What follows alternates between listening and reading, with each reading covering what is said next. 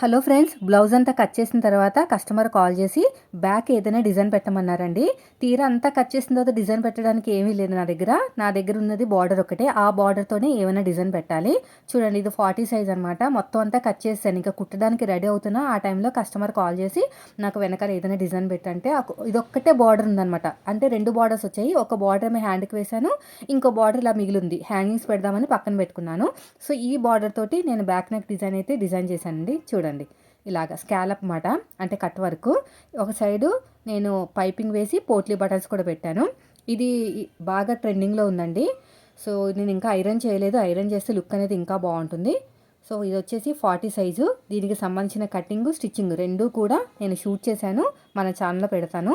నేను ఎంత బిజీగా ఉన్నా వీడియో షూట్ మాత్రం అస్సలు ఆపనండి. బ్లౌజ్ అయినా కస్టమర్ దగ్గర నుంచి తీసుకుంటా మానేస్తాను, కానీ షూట్ చేయడం మాత్రం అస్సలు మానను. కటింగ్, స్టిచ్చింగ్ రెండూ పెడతాను.